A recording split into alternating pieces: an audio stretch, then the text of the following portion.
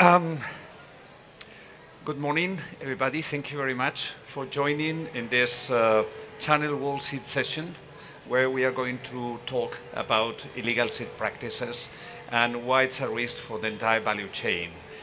Um, Let me briefly introduce the topic because, as many of you already know, illegal seed practices represent a significant challenge in many parts of the world, unfortunately. And this is because a very elementary fact is that seeds and plants are living things, so they can be very easily reproduced, propagated, and they are making them particularly vulnerable for illegal seed practices. This includes many different kinds of, from sale of fake seeds or counterfeit seeds, illegal seed multiplication, infringement of plant breeders' rights, etc. Let me also underline that ISF has actively addressed this problem, most notably with the adoption of the ISF Code of Conduct, which is mandatory for participation in this World Seed Congress. And also, let me underline that those illegal practices endanger not only breeders or seed companies, but also farmers and also the entire value chain. So, because they jeopardize harvest, they raise phytosanitary risk, they reduce the consumer confidence, and also undermine innovation. Today, to discuss this topic, we are joined by three distinguished experts from all along the value chain. We have Diego Risso, which is representing breeders, is the Secretary General of the Seed Association of the Americas. We have Mr. Mehmet Sait Melik, which is a Turkish farmer, okay? And we have also Ignacio Antequera, who is Director of Global GAP, which is a global agricultural certification standard. So, to introduce the topic, I have a very first question to you, perhaps Diego.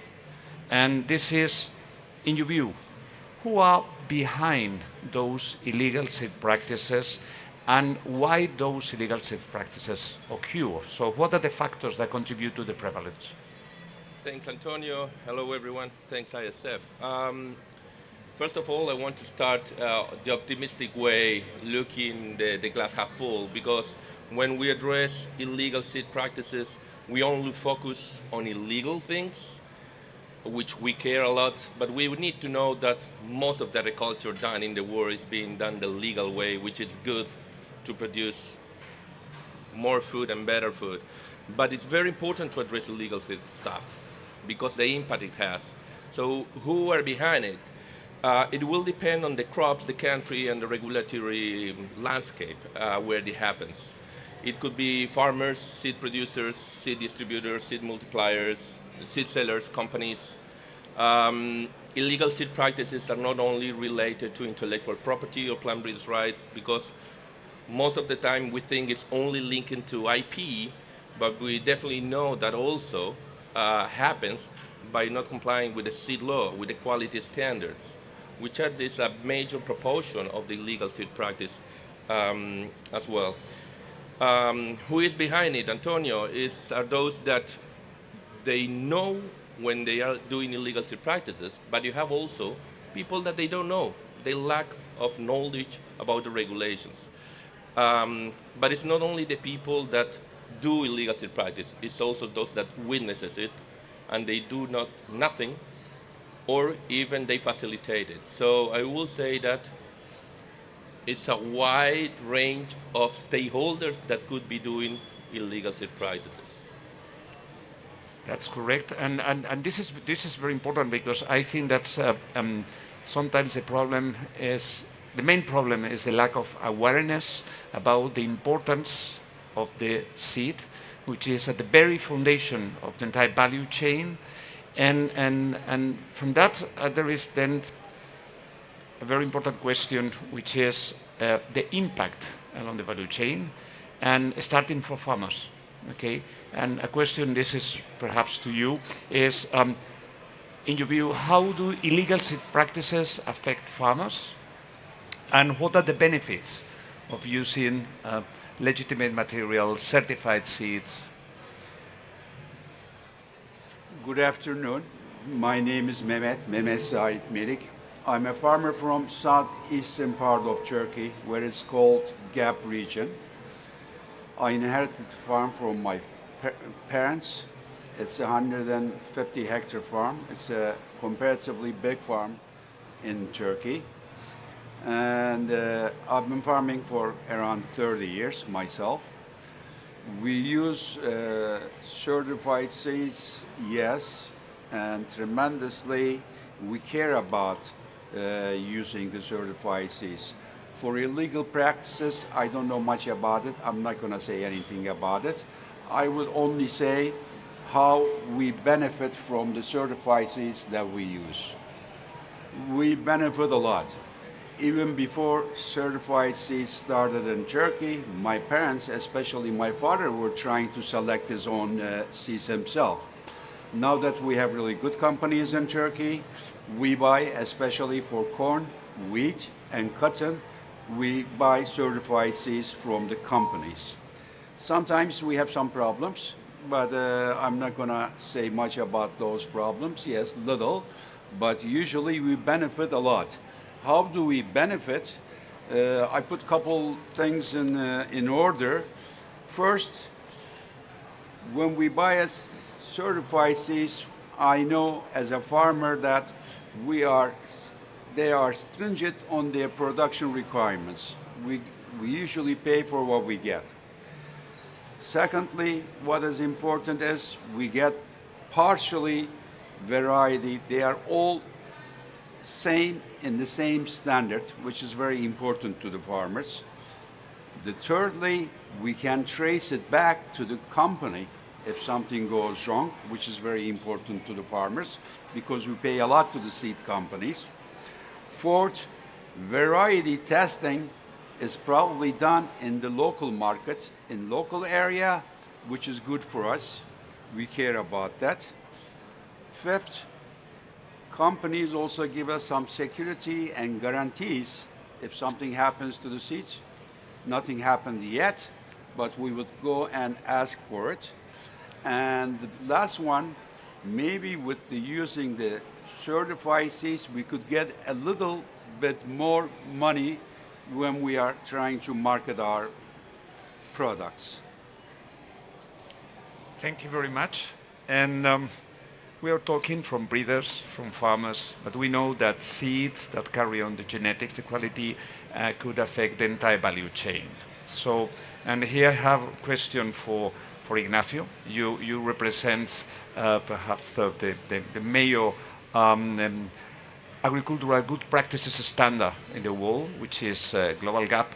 And from your view, so how do you think that how those illegal practices could impact consumers and the entire value chain? Thank you very much, Antonio, for having me here. I think much of it has been said already. You mentioned a couple of things, and if we take what Mehmet has said and turn it around, we see what's the negative impact of the legal practices can have. Loss of traceability, introduction of pests and diseases, and these kind of things. And one very, very important thing that you two mentioned is about the customer's trust. There is, when we think about innovation, we think about developing varieties who are more attractive for the consumer, better, nicer colors, sweeter varieties that they taste better. With illegal practices, what is happening is that similar varieties can reach the market, bringing the price down. You said that one of the things that you can benefit is also a premium price for the product because it has better characteristics, more attractive for the consumers.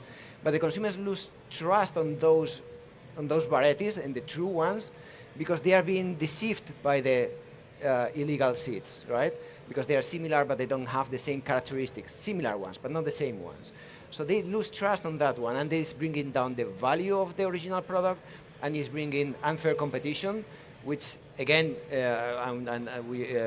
Diego mentioned it also, undermines the possibility that the industry has to invest in innovating, further innovation, right? And this affects also other aspects, like Other aspect of the innovation is the productivity. So there needs to be product available in the markets. If there is a disease that's being introduced by illegal propagation, or there is a variety who doesn't comply the quality standards that guarantee a minimum productivity, this is also affecting the supply chain because there is not enough product of those characteristics that are expected available in the market. This is a very, very, very important point, huh? Because illegal seed practices are not only an internal issue of a business, of our immediate customers, but it's also going through the value chain and to the consumers. And what you mentioned, I think is very important, is that we cannot disappoint the consumers, okay, and offering them a product that are not meeting their expectation.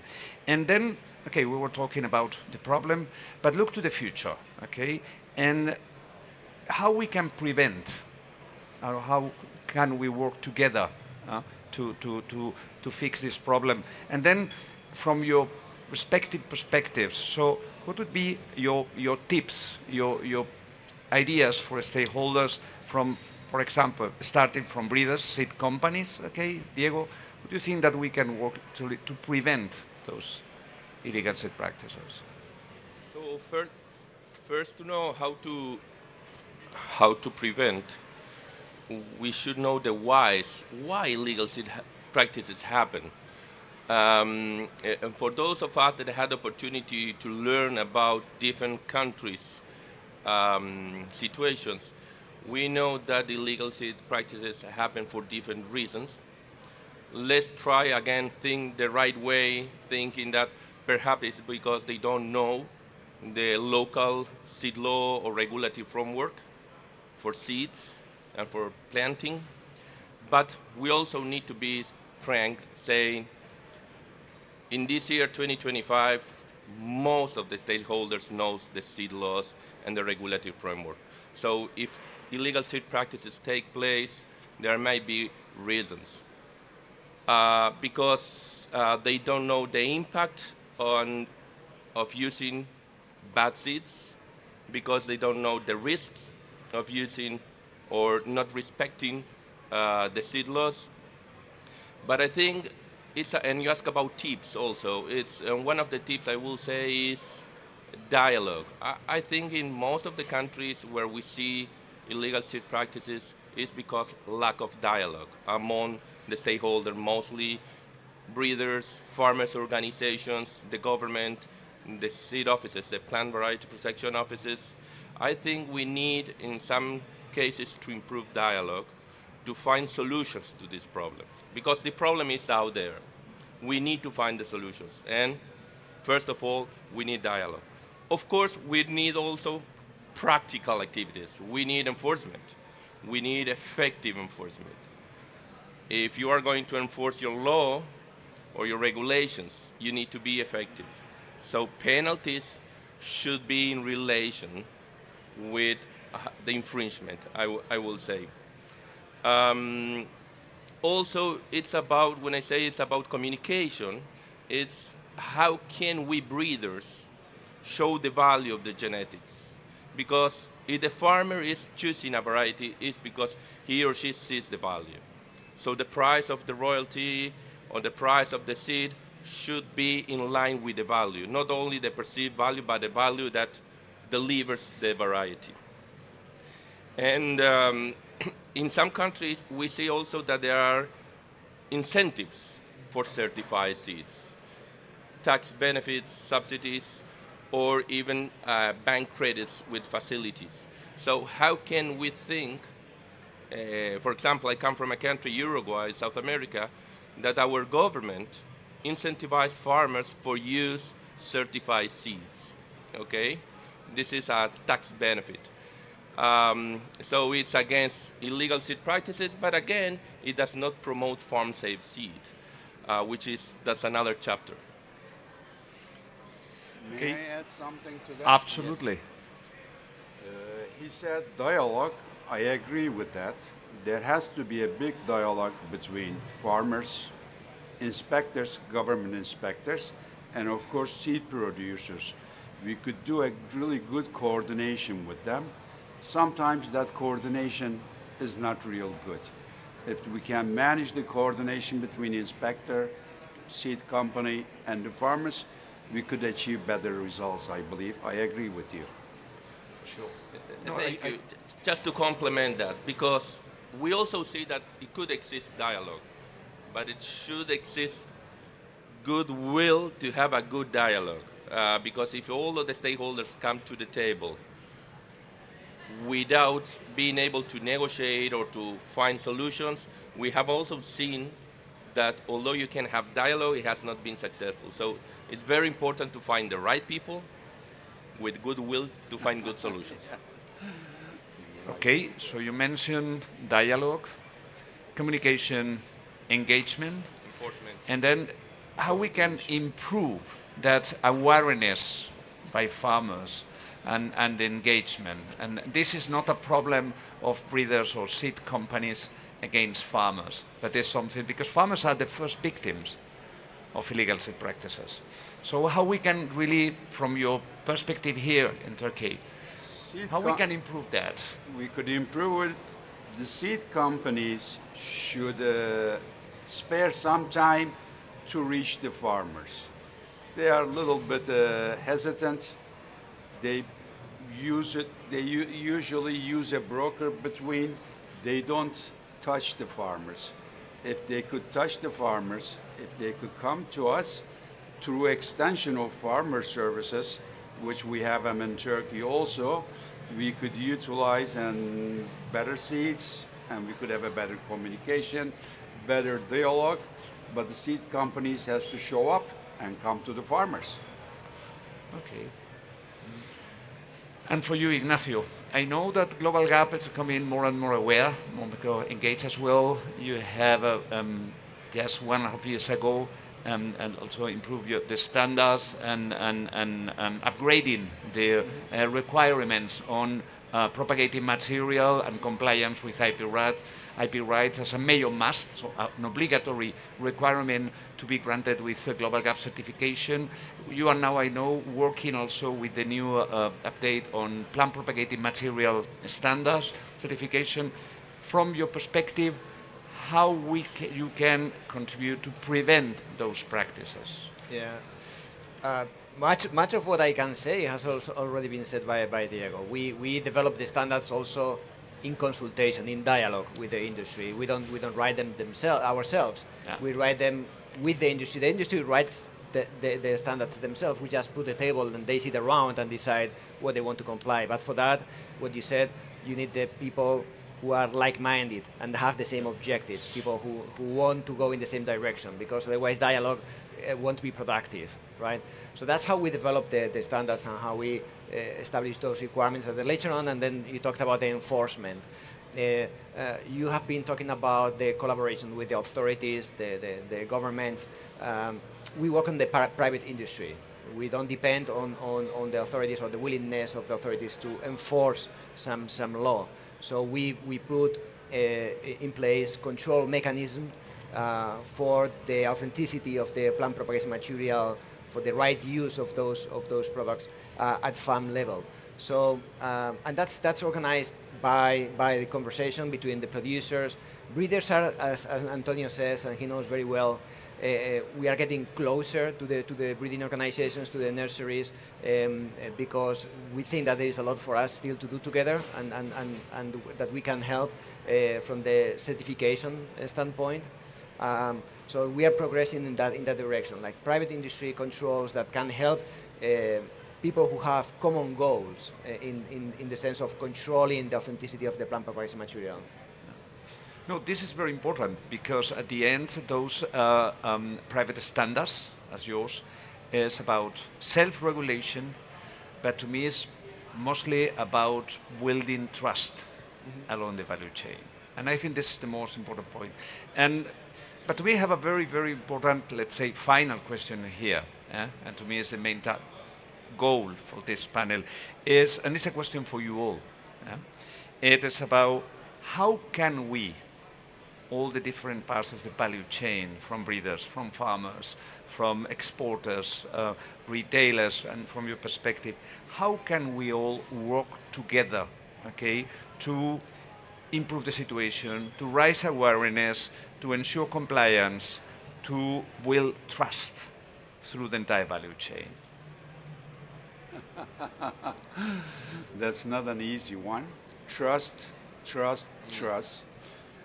We are all in the same business and mutually beneficial relationship with the companies, with the farmers, with the brokers, retailers.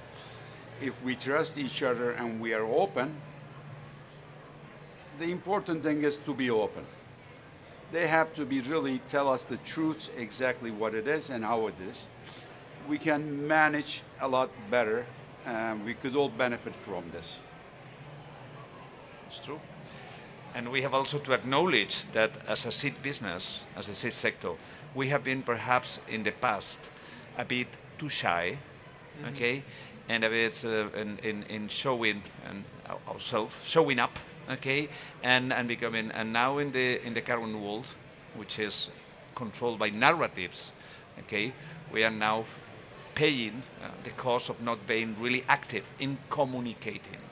And I think this is something that's from the seed sector, something that we have to really think about. So what do you think that how we can collaborate, Diego? I think we are already collaborating. There have been a lot of lessons learned in the past.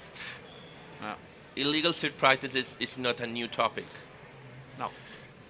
So we have been working a lot, and we also have organizations to work at international level like ISF, organizations at regional levels and national levels. So we need to be smart enough on how we coordinate ourselves in order to coordinate messages and activities. Build trust is not an easy thing, No. but the results you can get once you build, it's enormous. And in those countries where you see that you have good legal system in place, working in a fair manner, and by fair means everyone wins, farmers, breeders, companies, but I will say the entire countries. You know, I come from a region that which is, the economies are really agricultural based. And if you have good seeds, good varieties, the economy improves a lot. So the population improves a lot, the government is happy, and everyone is happy. So dialogue, building trust is crucial, and the results are enormous. Thank you. One other comment. You mentioned about raising awareness and how the seed industry has been overcoming that feeling of being a bit shy on showing what you do and the value of the things that you do. And I think by overcoming that, there is more and more conscious. And you have been talking about how this is reflected, for example, in the good agricultural practice standards that we operate, which are used by the industry, by almost every retailer, to control their supply chain. But at the same time, there's one other thing. So it's awareness raising, very important. But going back to the control, I think there's something that the industry can also contribute, which is in establishing mechanisms that allow for an efficient control or checking efficiently the requirements that have to be checked.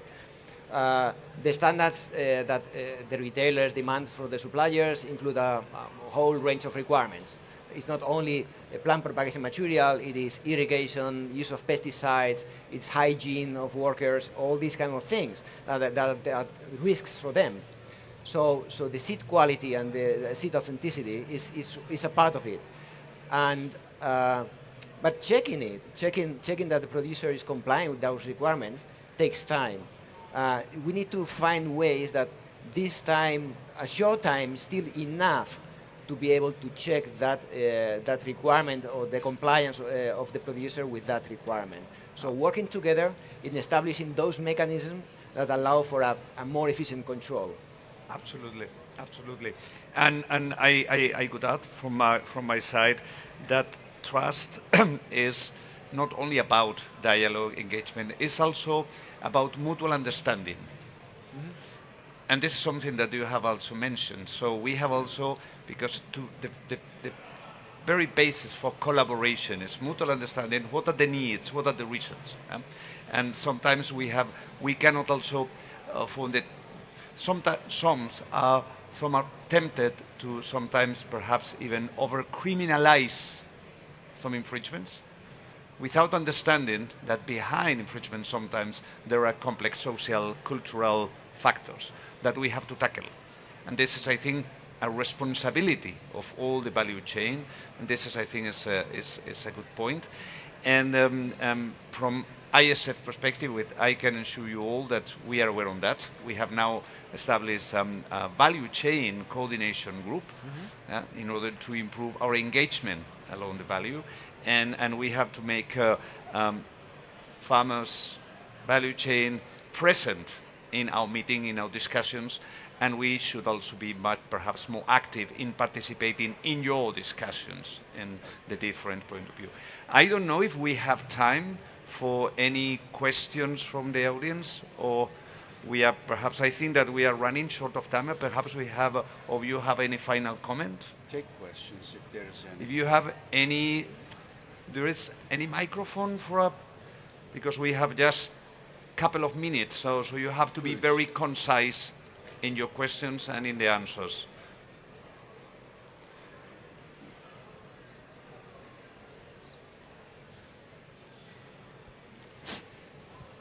Thank you. My name is Süleyman Kenar. I am working for AIB, Anti-Infringement Bureau, in Turkey since 1 year. So it was a very interesting discussion. Before I took this position, I have been working for more than 30 years for a company, for vegetable seed company. So it is different to work for a company, and now it is different to work for such an organization. I agree with you. Now, you mentioned about trust, about dialogue, being open to each other, to understand each other. It is really important. Of course, by the way, 150 hectares, your farm, right? 150 hectares, yes. This is a dream for vegetables, of course. It's really a big farm. And I see now the bigger the farms are, the stronger they are, financially even. And the smaller the farmers, because they are weak financially, they are more open for, let's say, illegal seeds. So we see this more and more. So now, working for this organization, what I see is I am in contact with companies, with TÜSİAD or with FİDEBİR, with Ankara Ministry, with the provincial directorates, because the ministry or provincial directorates they have the authority for controls and inspections. So when I go to them, What's the what question? I am doing, What's the question? no, this is no. I'm just. Oh, I'm sorry. I'm just explaining what is are my experience. Running out of time, so we have Very to short, conclude. very short. So the more I explain it to them, the more we understand each other. And then we start to cooperate. We start to work together. And I Yes, think correct. we have to do it much more and to support each other. That was just... May I say something for Yes, the small please. farmers? They use more certified seeds than bigger farmers This is maybe because for they cannot lose. Secondly, they look at us for big farmers that we are using certified seeds and we are getting results. Then, of course, farmers like to see each other and they have an open eye to the neighbors, so they use more than us. and they follow each other. Yes. Thank you. Sorry, unfortunately, we have but all the time that we had available. Thank you very much. Thank you very much for your contribution also from here, from Turkey. Thank you very, very much to you, for the panelists, and for you to attending. I hope that that has been interesting, and for sure that this is a very, very important topic that is worth for further dialogue, further discussion in next opportunities. And again, thank you very much. Enjoy the Congress and keep connected with the SEF. Thank you. Excuse me?